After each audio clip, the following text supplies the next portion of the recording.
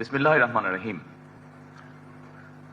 বাংলাদেশ সশস্ত্র বাহিনীর সাবেক অফিসারবৃন্দ, পরিবারবৃন্দ, সম্মানিত সকল উপস্থিতিবৃন্দ,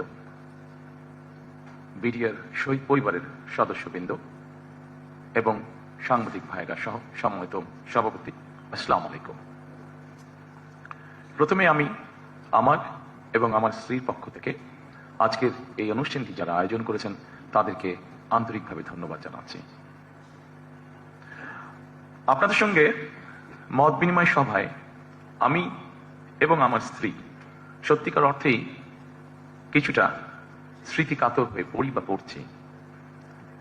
বরাবর সেনাবাহিনী বা সশস্ত্র বাহিনীকে আমার কাছে আমার একটি বৃহত্তর পরিবার বলেই মনে হয় বা আমরা মনে করি। এর কারণ হয়তো সেনাবাসী আমার এবং আমার পরিবারের বেড়ে ওঠা।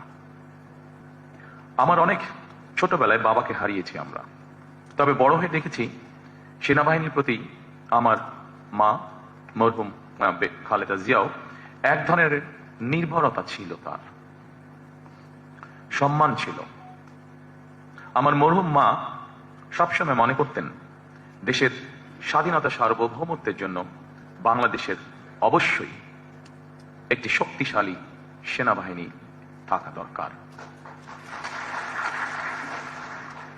সন্তান হিসেবে আমি যেমন আমার পিতাকে নিয়ে গর্ব করি, আমি বিশ্বাস করি একজন সেনা কর্মকর্তা হিসাবে বাংলাদেশের স্বাধীনতার ঘোষণা দিয়ে সেনাবাহিনীকেও তিনি করেছিলেন গর্বিত। বাংলাদেশের স্বাধীনতা প্রিয় গণতান্ত্রিক আমি জনগণের কাছে স্বাধীনতার ঘোষক শহীদ জিয়া একজন বীর মুক্তিযোদ্ধা।